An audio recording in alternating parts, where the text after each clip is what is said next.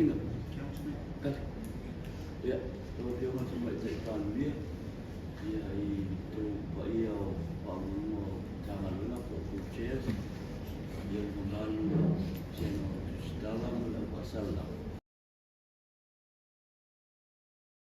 Saya ni, dengan masa ni lah oleh amat dan besar, besar.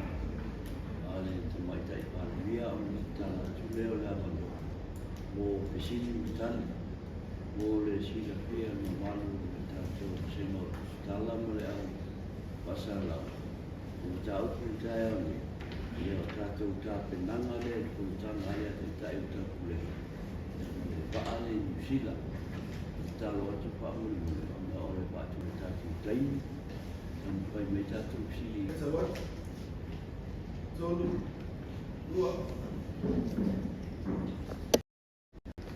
Fatal fato ni ya ni la fasa sama sama ya betul sana ona amata do ya tanga pa do tanga de so ole ya bano de lei ai do atwai atu tapelana a asok mai atato malo de fa boy o mai terminei wa atoa ni afe silau fasi le fa i tangata usufono ua mai au na listara ia o taitai o malo ia o fiai le tupo Britania papea Eswatini o le malo i Afrika ma o le taimi mua le nei ua aslesi mai ai le tupo i le tato o nisi o loo usufono mai au fiai taitai sui o tunu Football, mai Asia, Afrika, Caribbean, Europa, Malay Pacific. Ua silia le numera nai lo le tūlanga whamoina o vaena o Fasalalauna po India. Pabela tō wolo ua awa I mai mo ni tanganoanga whamatoa. I le maua ai o le amanoa e whasoa ai o tangata ese o le whalapo tonga o malo o tapulenga. Tattoo forums or side event participants. Ole tulanga wa kitanga wa silia ile bafe watu wa kitanga wa mai au watu mai ma tutomia yo nato fatita malo ilunga ole meli la pasese ole Pacific Explorer data mai na stolai ya fa pe foi mauta malawa aina ua whaavanoa o tato malo. Mo I lātou ua whatunuina pitanga I lunga o le meli o le Pacific Explorer. E au fia mai ta mawha I le tutongi o le potu. Ma mawhai foi o le whaonga isi au au nanga o lo ia I le paa. E peli o potu whatoa o e whaonga ina na fua whatanga vale. Ona o a fia na tupau. Ia ma no fuanga o whawhiawhianga. Ua tutumu uma whatatani malo I pia. Ai maise no fuanga o lo taulalata I no fuanga I whai ai fōtanga. Whatulanga ina I le saulea mai kuluku. Se ia pāia I whatatani malo I taumesina.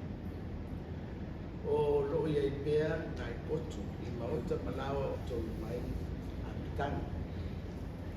Mai o lea e momode tuai I whamalo. Male whaafitai. Yo tato nuku mala whanga uma o na o le whaalia o lo tō wangani taki malo. Male mita mitanga e whaalia ni mata o fie o tato ai mana o whanua. Mai whape foi o na whaafitai ale au whai bisi I lo tō lamona usua I le whaamata o fie ina wa o tō bisi. Ua whaalia mai I pena ta whailanga le fia o sui o atunuku o tau mai.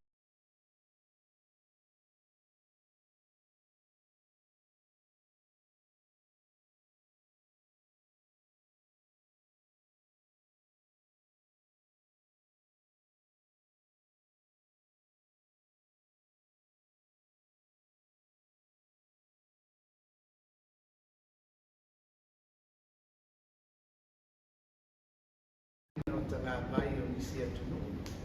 ai mai se pe a fai ua whiwhiloi fua ua whaongaina i se luku. Ai ei ni fesili i e tūlanga pa mole pa so tai mai le tanga luena o le vai whafu.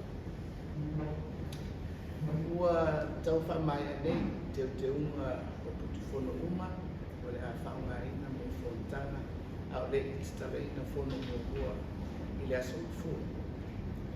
Ua i lunga o nei o upenga te whailangi le portalami o whontana uma mo le vai aso a mawhua nei. O saunina o whaafe ese mo le whontana ia o tau whai ina ia whasoa e le ngata i le tūlanga ni lei o au nanga. Ai whapea fui i le una ia ai o to mai i le whatinonga o ni pisi nisi le lei. O loo iai fo i Samoa nisi o tangata mai whafu e pisosoani whautuaina li tūlanga ni lei i le sauni o tā mawha meisi au nanga. Ua mautu le whatinonga o tātou na onga tau tā bali. Mō le whaongaina i le whontana tele e ala ea i whainga whapaanga le lei. I le vāo le mālo whapea le au whaikisinisi ma whaopopo iai pisosoani mai a tātou pā whafu. O le a whatino o le a whatino si au au nanga e whea vea ia. Sui o supono uma mai whatitani mālo ino fuanga o whonitanga. Ai mai se mo i lato e leo tukuina ia i ta vale whatutoa.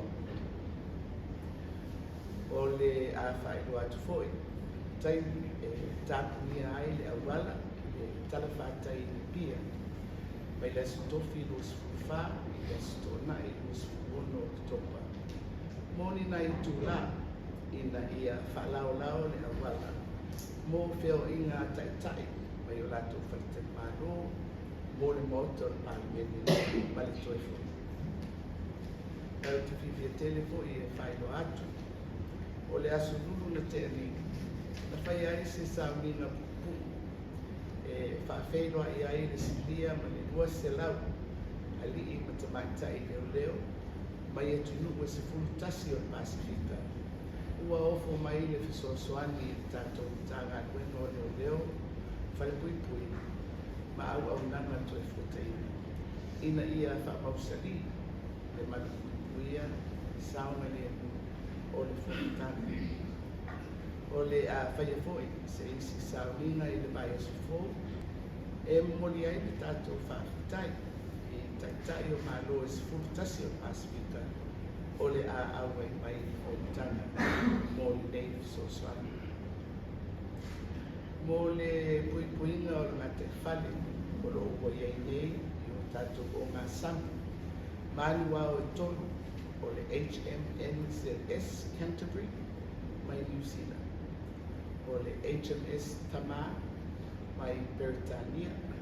Papea le HMS Charles o lo o tauna nei le wafu i matautu mai Australia. O nei o nanga whakitoa ua whatinoina o na o le awa i mai o le tupu o Britannia i le whonatanga. I le vaenga tau whalawlawe whafuasei male soifua malolo. O lo iei fo i Samoa nei ali i matamatai fo mai ai Amerika, New Zealand. E fisosoani i au nanga i taimi au whonatanga. E le ngata i lea ua taunungu mai foi isi tangata e iei to mai whakatoa i au nanga tau i tinei o mu ai maisi o au nanga. I le whalaua inga o ni ngase tinai i le whanau. Ua mai e foi tāpena ina se no fuanga whakatoa mo nisi a ngase i taimi o le whakatanga.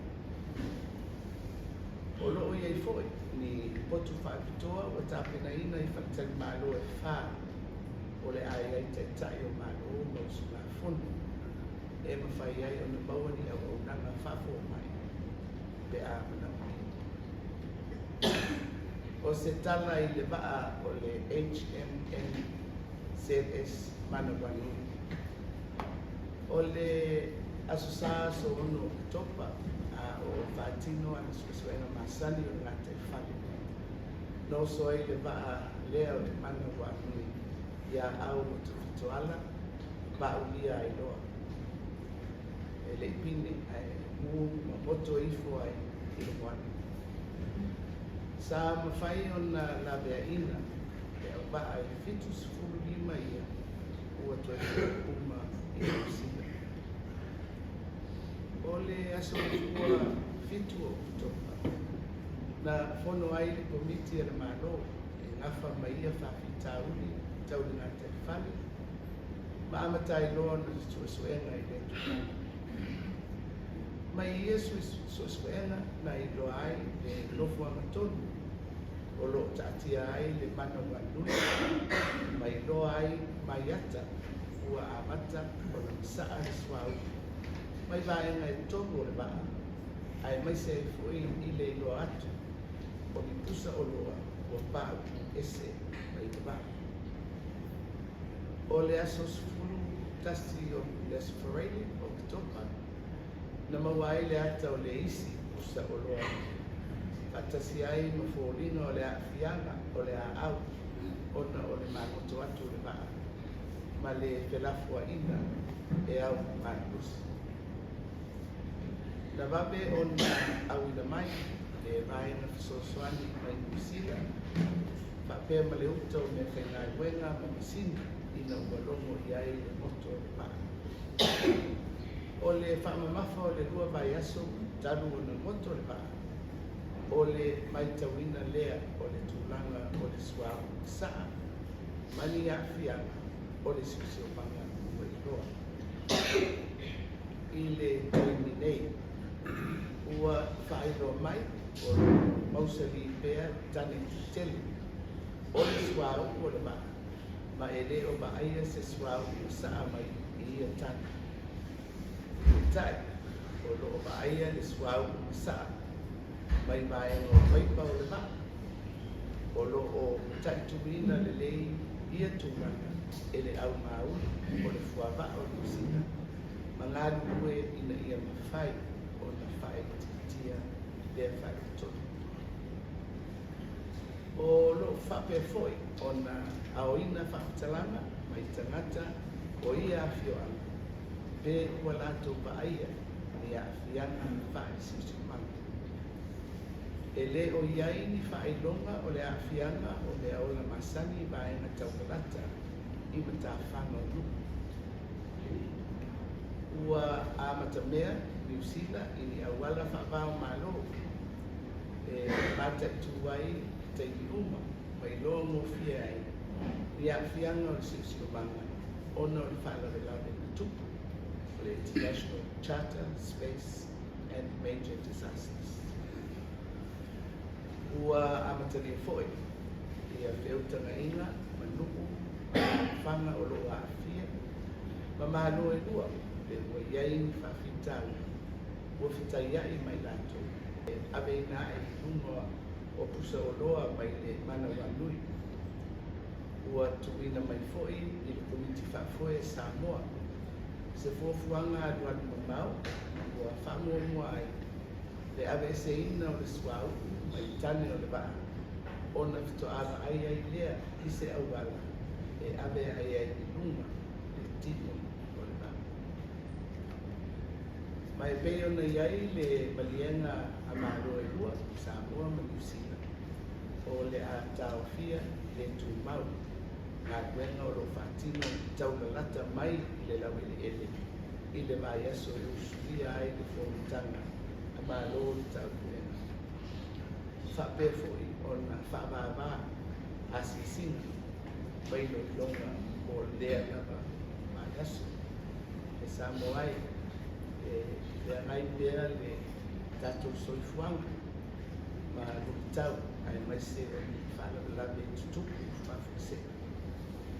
Ai tawalunga le ngā whawhitai o le lava saunia o a tatou au nanga tau lawe ai. Kaya mau mawai si soifu o le au vaa o le mana wanui ai mai se fo i o tātou naka tangata i au whainga wenga le mai ro i ai mai se tangata o nu tau ni lata sa ngāri ue whatasi e la bea e le au pana. Ia o le awhanga soropea a wenga wha mao maro i iatwhianga ese o ni whanalawi au lo tā pena tātou tunu o le tātou tarina maro. A tonu e tau nuai le o masani e tunu ua tō mua malu. A ia uli masao la sana o lo uli. E te talo atu ai sa moai ia tātou si fatasi, tātou mataisili. E ala ia tātou tāu sana.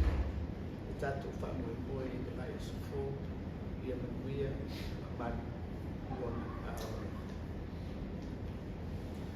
Talofa and greetings, Samoa.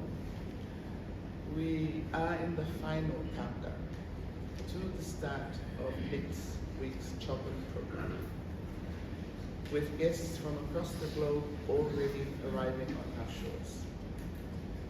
To date, a total of 4,240 delegates have registered for Chopin, comprising heads of delegations, country delegates, media representatives, and fora and side event participants. And for both media and fora, registration has far exceeded the projected expectations. On the accommodation front, 4,125 rooms have been booked with our accredited land and sea-based accommodation providers, including several private home bookings, and bookings on board will have their meals included as part of their booking and will have access to conference facilities and inclusive rooms with wheelchair access. Hotel properties and other land-based options are at capacity, with those located around the Chogam Peninsula and within close vicinity to Chogam and Chogam Peninsula venues are now fully booked. There are still rooms available in private homes and on the cruise line. I wish to congratulate and thank all our village and business communities for the immense work carried out to ensure that we are extending to all our guests and our Commonwealth family a vista of welcome. Please be aware that there are sensitivities in the display of some emblems and flags alongside others. So if in doubt, do seek advice from the Foreign Ministry. All our venues are undergoing final touches before they are set up to receive meeting participants from Monday. Events and functions are evenly distributed across a large cross-section of the business community and urban locale. And we look forward to seeing the buzz of Chogam around Apia. Our transport needs are being fully catered for through strong partnerships between the government and private sector and with the help of our development partners. Regular shuttle services will operate between hotels and venues to cater for those participants who do not have access to designated vehicles. There will also be scheduled road closures on Thursday 24th, Friday 25th, and Saturday 26th of October. These road closures are for defined periods of time only and will enable Chogam VIP and Chogam delegation movements between the venues, including select hotels in Apia, as part of the official Chogam program. I am very pleased to note that on Wednesday, we welcomed a contingent of more than 200 police from 11 countries in the Pacific to assist the Samoa Police Prisons and Correction Services in delivering a safe and secure job. Next week, we will host a special Pacific Heads of Delegation meeting to thank the 11 countries contributing to this regional and distinctly Pacific approach. On the water, we have engaged in a unique tripartite maritime security arrangement, coordinating the specialist services of HMN and the HMS Tamar from the United Kingdom, should they be needed at any point over the next week. In the areas of health and emergency, medical teams from New Zealand and the USA and from our Samoan diaspora community will bolster our own medical capacity and capability on the ground. And fire service teams, ambulance service teams, and equipment have been mobilized from both Australia and New Zealand. All hotels hosting heads of delegations will have dedicated medical teams and facilities set up. A special ward for Chocum has also been completed and is operational at the National Hospital in Victoria. On Sunday, October 6th, the HMNZS Manawanu, carrying out marine surveillance work in Samoa, ran aground on the reef at Te Fituala before it caught fire and sank, unfortunately, without loss of life. On Monday, the 7th of October, the Marine Pollution Advice carried out. Aerial photographs from drones confirmed the Manawanui's underwater location, as well as the fact that it was leaking fuel from 3 locations. Drones were also able to identify the location of 2 containers from the ship found on the reef. A 3rd container was later confirmed on Friday, the 11th of October, as was the damage caused to the reef by the 3 containers as they've been shifted around by currents. Following the sinking, New Zealand immediately sent a response team along with equipment and machines. The focus of these first weeks has been on monitoring the oil spill and any environmental risks. So far, the main fuel tanks, which are accessible for assessment, are intact, and there is no evidence of any leaks from these main tanks. There are small fuel leaks coming from the ship's systems and pipework. The NZ constantly and are working to mitigate the impact.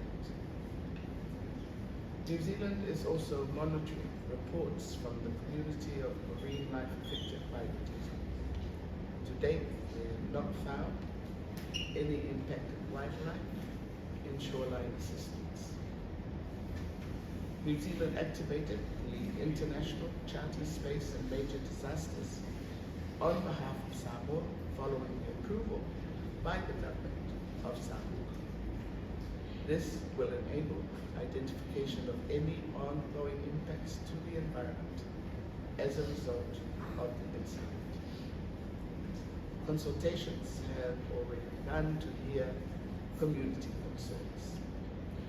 A plan has been approved by our government to remove the 3 containers that came off the Manawanu from the reef. The containers will be floated and towed to shore. NZDF have submitted a draft long-term operational timeline to MPAC for consideration, which prioritizes extracting the fuel before deciding on any vessel salvage. As discussed between the New Zealand and Samoa governments, the 21st to the 26th of October. The teams have also agreed to conduct scaled down monitoring and inspections only over that period. As we now come to the eve of our hosting of Choga, and although we have this unfortunate incident of the Manawai, we come to seek God's blessings for our meeting next week, that it will be a successful meeting and that our visitors will find their experience in Samoa not only a good meeting of the leaders, but to have the opportunity to experience our Blue Pacific and the situation that we find ourselves in. We ask for your prayers as we go forward to next week, and we wish you that. So for Thank you, Prime Minister.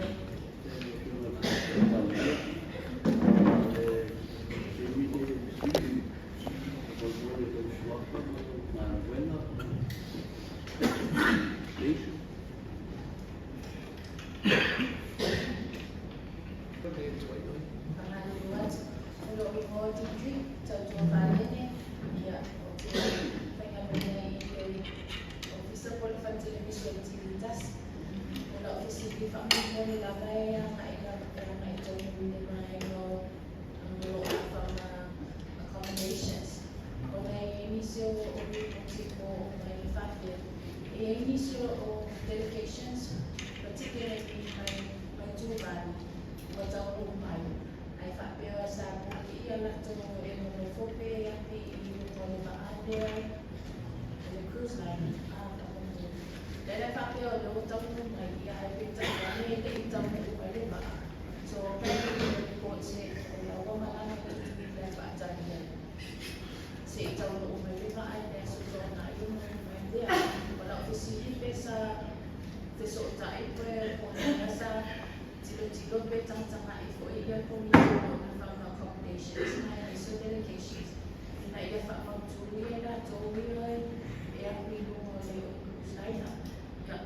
Malaysia officially kami boleh nak buat mana le dia mai dia cuci hati.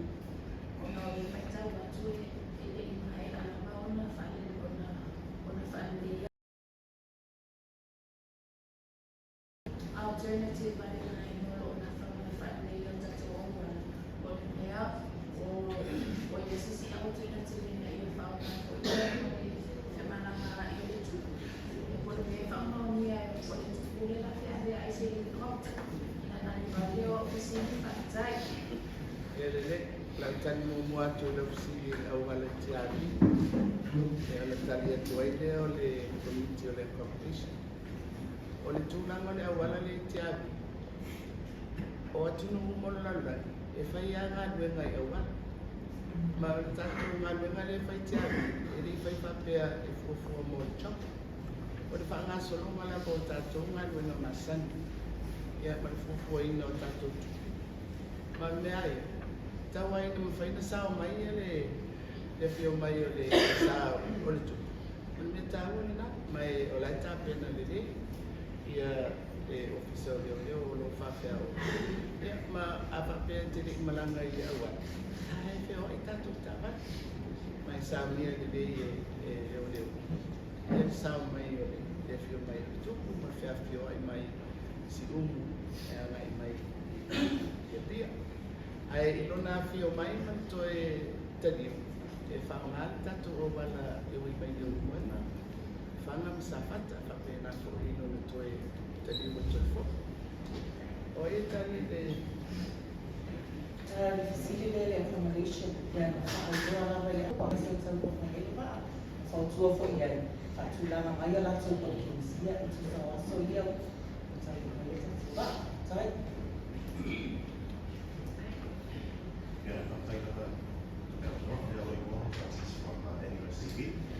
Si non fiume fantamle ai va, non fiume vede le lezioni non è fatti in questo senso di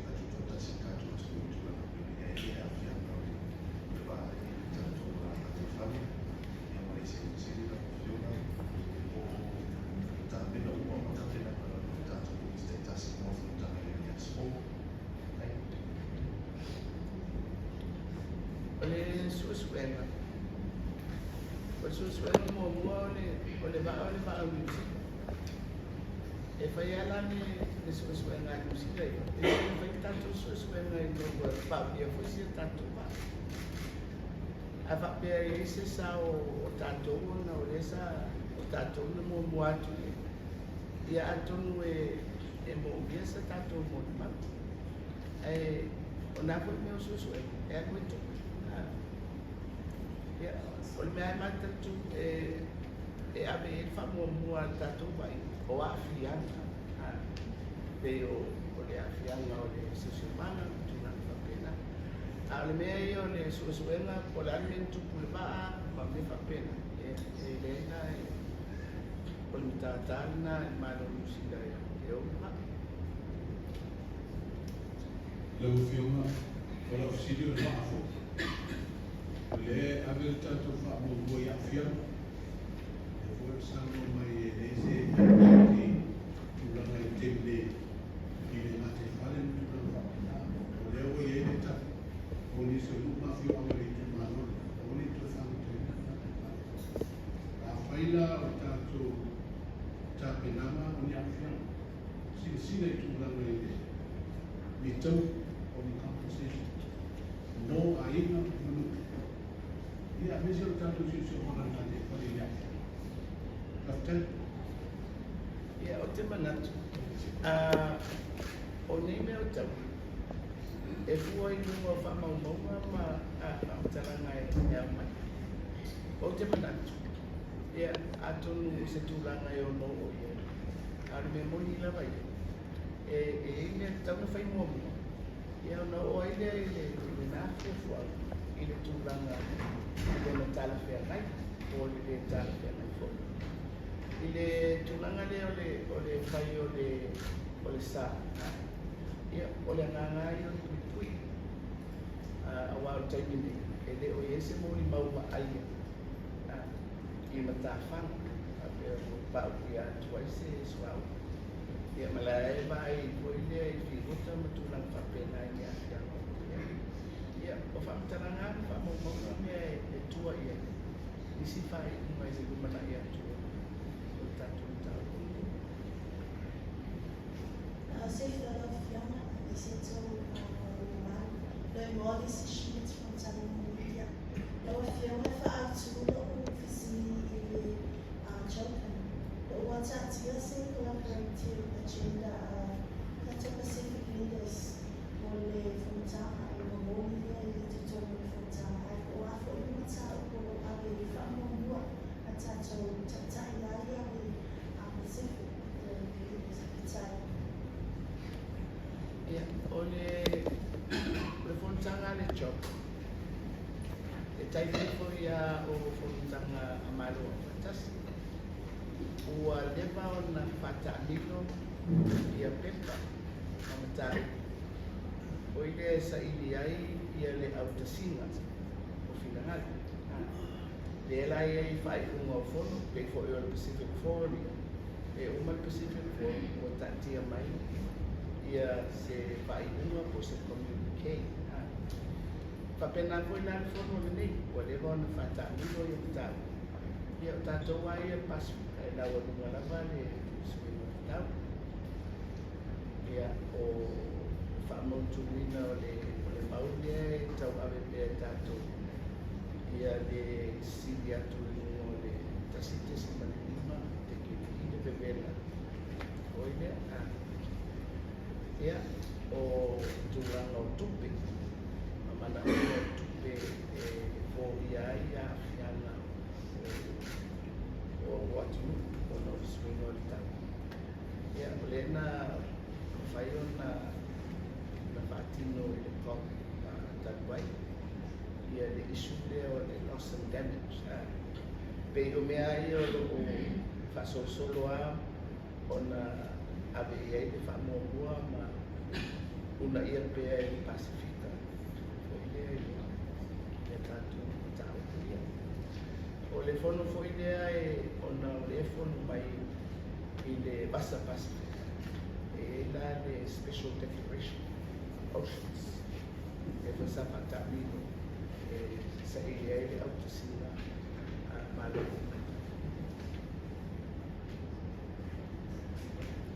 Taila ka pala no, o Sarfina sa Narita sa Observer, o le Rainga mo mo oficina na exonule tanga na supermani moina.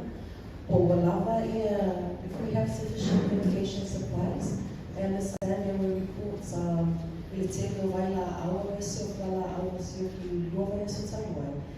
But because of lela luta to le wafu o walava la supply, also given the ongoing concern of around Mpox, o iese for fwana matama wina ia tama I langa le awane I o mai if I'm not Samoa au masolo mai ia ustufono ustono le atuno. Ia o le sipesili o ile vaina le aviation pe fia ni private jets o whamotino mai a le afo ile fuafuanga po fia ni malama alele o whaiona whaawa no le tula. Ia mala fisiki muli la o fiona. What's the feeling? Well, uma whaitau masina, no whaitau waso. Are you guys excited, nervous? What's it like as we call it closer to opening of chocolate whataina? Yeah, really look at the two of Simu. They all play quite excitedly. All me, Tituma.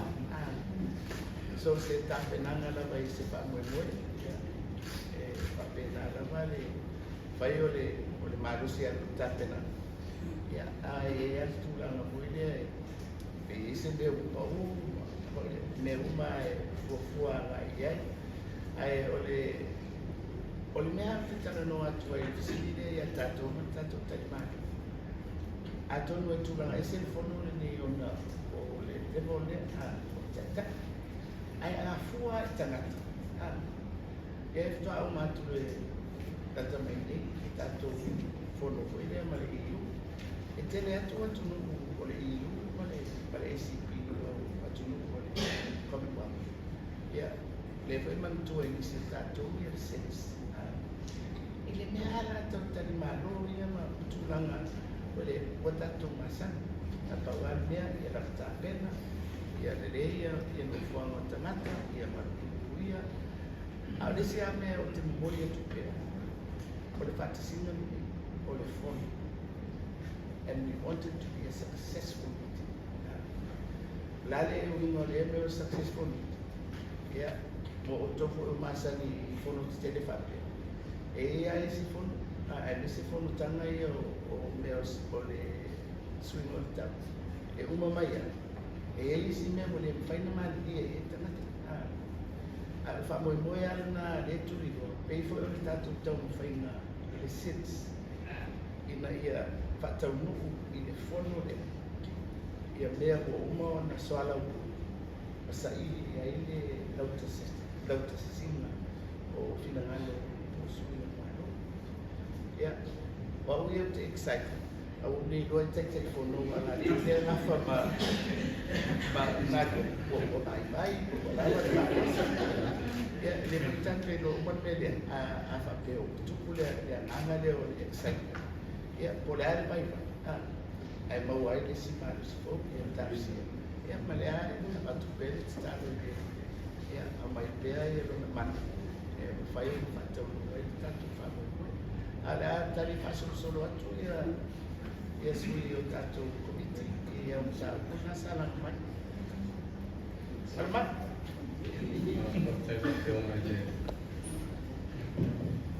Tayo nga palimia tayo sudah serba mo sili le falia tulanga ino le box mo sila fia o mai ale risk assessment sa fakir pati no tanga nga susuali mai ta page o ma le SPC o le risk ai le box mo sa mo ile tatumalo ino mai sunga ko e matua lo ma it's really low ile tulanga ia mo le no fi mai fa mai tangata i mai uskono o le lele matai tu o le tanga wenga ona o le pesi tu o i o te ki o stadium ni sida no e i le airport ia e onui mai e ina i le vaenga na a o le tūlanga i e tato smartphone o le risk i le airbox e lo mai le sene whakore i te lea i o le mai tai tūlanga e le tanga kuenga tūlanga lea ia whakea ma le pesia i o le pretasis i tato tua oi vaenga lea o le tūlanga i sitting i anga i whala au ma tapenanga ia e whailoa to terminate o le wala matapena lava le tato tanga kuenga i le mawhai e ngā tai i le tūlanga lea o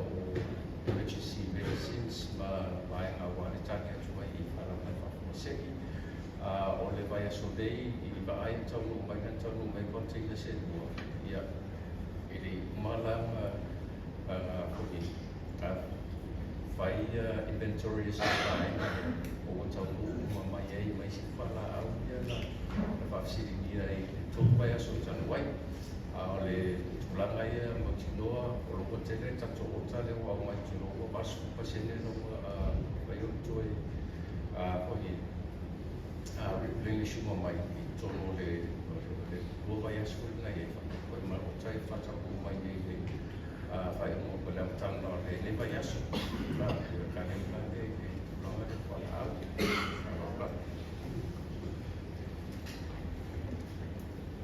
Baftai, sidi kena sidi mai le mental simulation.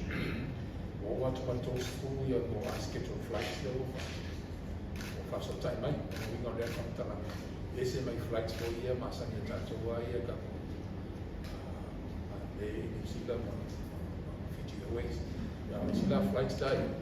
Ya o flights e o fa so time ya mo tato malanga telefon. O se fu ono flights ni o fa dai no. O whauunga o malo. Ai, o tātou malai malele, ia e ua malele o le apakai, o le malele o fio meile, fio ngai tupo o malo Britania, ia malai malele o fio meile, le tupo o malo Eswatini, o malo i Afrika. Ia wisi malai malele o sosoani mai e pakai e tātou malele, ia tātou uso ia reki Samoa, ia Fiti, yang nakalai banyak di New Zealand. Tunangan na o saloi o tu fu ile bahasa fu ko fa ko mai di flights. Ora ai fa so tai mai lai ya flight mai ai na itu lo fi fa mai. Tai o te viva ko tu saya ile tape na fakto mo le vede o le vengo o vai o fono ni dena mai ele company social basan patula ainda o toda a feina banana so people pay for really tell o principal na to it is so Fatangula yoro fioma, fatangula forsana mito, maluma na ola pesira mola ma ia tutu tira pasamba. Amo fatangula luma amo tele tapua papena ona tena tata. O sili kama mole. O yese fofua o ele mo se abano ka ese tato ki briefly both international and locally and the amatata to huli at the fogo. Mola pesira na ko kama mole. O leo tato e ele mai tani o lama loko wa tau e ya fatia tato a pe o ese tato contingency plan for ele fatia kama mo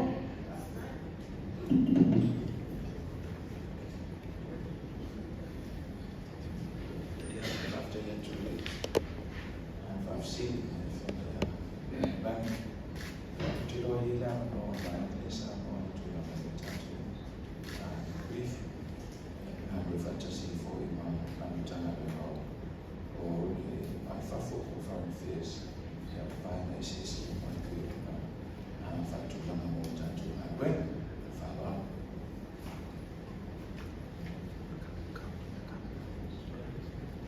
emergency hotel. Yeah, emergency hotel. Wow. yeah contingency plan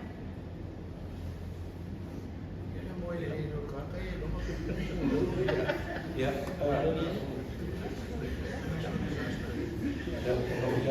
to national disaster management plan be on fatula mai wale lata to support iva tauti mo mai be on masani to know ya o vai na masani I lalo o tātou National Disaster Plan, e rei fo I ma tātou tūna whono National Disasters, e activate mai na uma ia, evacuation sites, o ai nei sisi uma, o le response, oro uma na whatulanga, e pia ona whatulanga I tātou management plans, a whai o I teimile, e whatino e tusai ma tātou fuafuanga, ala tele maro, le awhia uma ia vai ane le na te tūtino maro, ono ma whia, e whapefo I ma tātou ma mai biona masani ai, o te tule ma whaapala. Ia o te tata au nā sivu, a fwoi mai tata. Ia, whatai au mo rā rino, o rino mai a reina mo le reina Samoa. So I tūn nōna tua ia ne tūlanga ki tāu kiwa. O nei lea wa whai roa I sāwhata.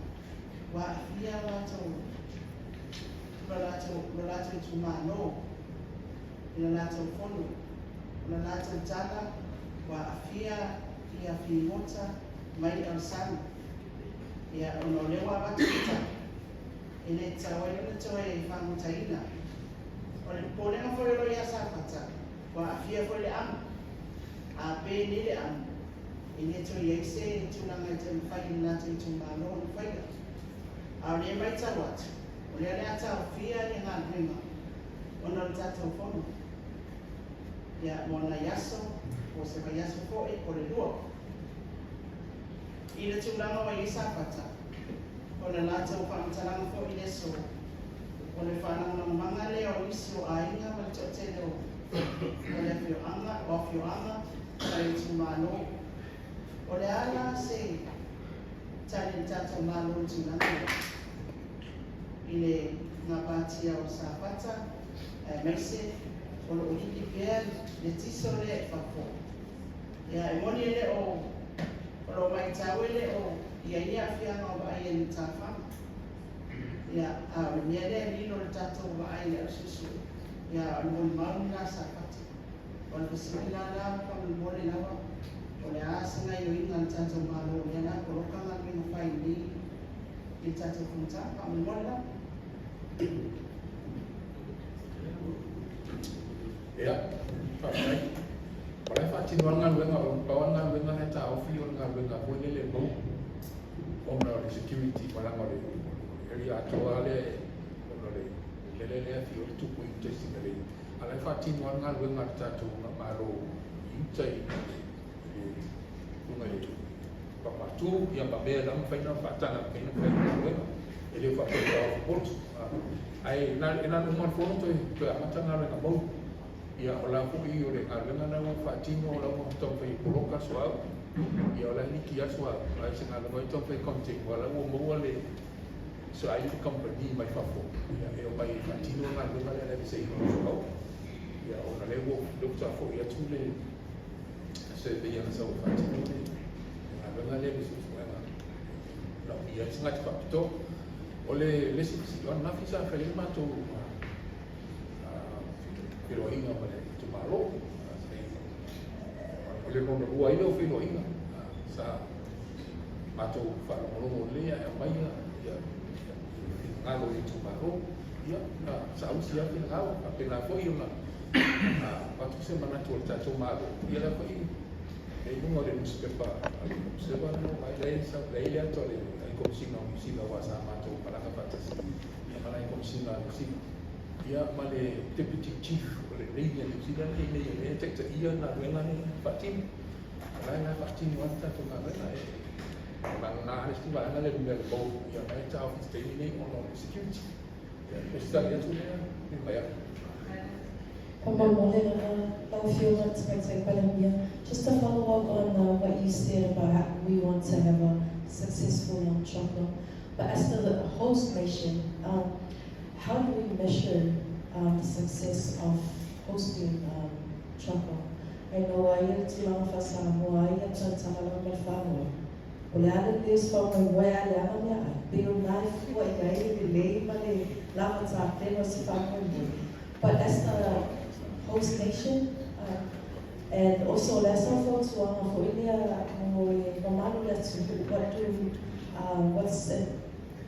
what's something they should take away from this experience hosting the Commonwealth leaders of Thailand? Ole fua ole le no bacho fa mo mua e o ta o fo ole pe e matua tato se atu ele me fai na fatu tusa ia ole ia tato tamarai no se tu sa talimano. So if you are me ya tato, you know, ele avere le fua istanat. If you are tato, asa o mai. Are de me no fua. Le de ya tato talimano da mafa. Ya, o te lo peto te si lo dia. E se fu e te le o lui ai ta penanga. Awai to te tanga ta foi e hala. Ele po ya vai me foi ele ya hoje se uma me fa pena ole ela está pena ya mai foi tanga tai to mai fa to ele fa to ina está to fa pena lo ele ngata na vai na len keita e functions, you know, special events ya o me ai tan malo pa mia ole tan malo tu sa functions na ito, mertal malo ali pag-tusi ko ile sa kitchen. So main functions na ay ali Ministers of Foreign Affairs na ako sa ifa ile nga talay na ay wala tato na po ile tamos na pa technical le fa ile frontal yeah o te doy tato wale lope o batu tato tapena no fulo name o minti after minti pe atitilo ele malo o pe ya lunch meeting pe afua tato fua foi so ya tawai o disi o tele o polite foi ele papel o le hace ba ina atalanta foi ele lebo. What is more important, ia o mai e lante loa e si o manga mai soifua o lea e soifua i Pacific. They need to understand that. Where if you were to the noa ia that of circumstances matulanga whapena ai len whaia na tu pa e o mai. Ia malisi foi mea. E o mai e mori mawina fo. Yeah, it's an opportunity for us. Well, I want to avoid your winner to see what tattoo on the Favai, tattoo mano. Pero Leana Fao Maya say article na fire the Lobby Institute. Eu tala vapea o Samoa o le Switzerland o le Pacific.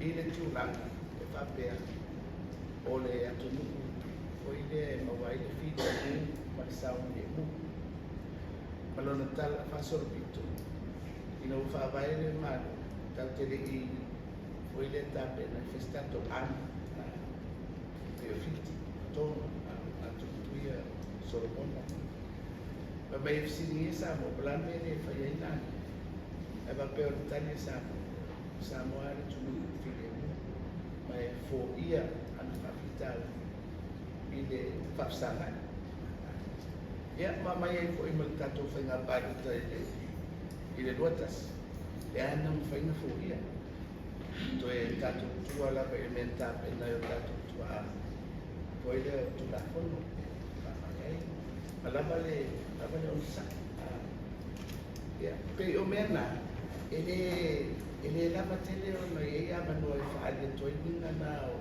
sa mo me Pacifica isi tu kwa me ala to me malo si era po ai te leo la tu mai but this is an opportunity fa'ali to ia tu tau sini e tu e mo e tene o tatou ta ai pai foi tatou fapeto o le mata mo fio le oranga le mo i le Pasifika ma fa manato e foi a tatou e se mana i o tatou tu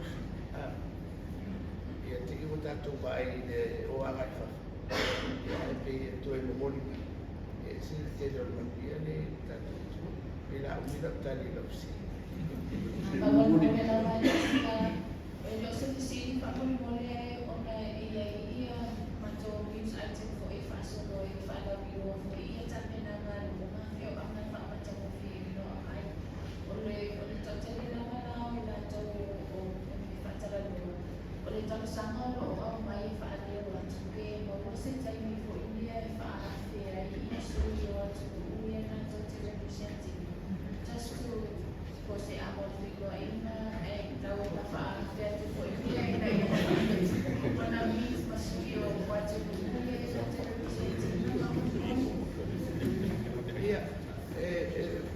o mau foi ele finalo mafia ana foi ele tofu lava de delegation mas de la liaison teams e mai ato no isimena e foi de fatantano e fenata tene una batustatu na fono o e famaru sia ele eu o le wata tu tau ye mai e fai fo e tatu liaison officer sono fa per a la pasto e tu te fiascas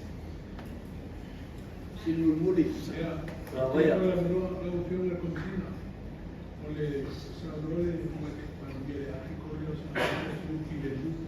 Mata guante o el se la vio reunido de los escuchas y pasan que como la mayoría de los asuntos me dicen como la mayoría veo que también hicieron de la mayoría de los yeah if you volunteer